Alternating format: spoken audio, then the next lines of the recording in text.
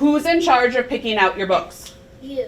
Me? Yourself. Oh, yourself, yes. If you want to read about the history of the toilet, we got books on that. If you want to read about how to make the best chocolate chip cookie, we got books on that.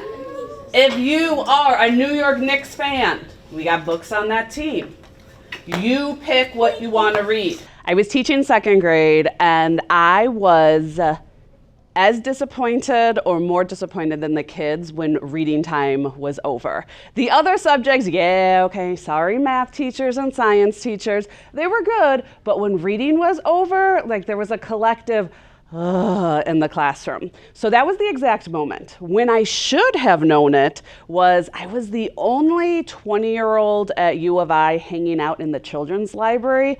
U of I has an amazing library science program, and they have a whole library there that's dedicated to children's books.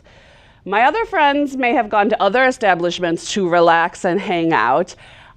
My peaceful place was I would go and hang out, read some kids' books, and they knew me by name in there. So I should have known at that point, but it didn't click quite then. You are surrounded right now by a major change you are making here in the library at B.J. Ward. Explain us what this is, how it works, and the why behind it. I saw the public libraries were going to front-facing shelves, and I was watching kids get books, and it just made sense. When kids come up to me and they ask for books, they do not ask for the call number of a book. They don't even ask for a specific book. They ask by categories. I want a scary book today. I want a book that's gonna make me laugh.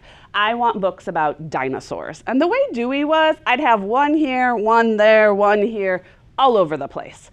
And when you have 25 kids in here, you can't help each of them find the exact thing they're looking for. This empowers kids to be in charge of their own learning. And so I researched them. They were expensive. We were very lucky to get a grant through Enchanted Backpack to help make this a reality. This is really amazing, Kate, because this takes me back to the finest record store in Greeley, Colorado in the 1980s when I was in college, because we used to go to the record store and we would just flip through things and like, oh, this looks interesting. But before you got here this morning, I was just looking around and I stumbled on my happy place because when I was a kid, I loved the state books. Mm-hmm. And then I come down here and then there's a book on the U.S. and so here it all is. So really that's kind of the idea, is just to get people to flip through and go, oh, wow, this, right? And pick it up and look at it and get it into their hands. Exactly. It's so user-friendly. For example, right there with the people and places. Before, job books were everywhere. There was some in the 300s, some in the 400s. They were all over the place.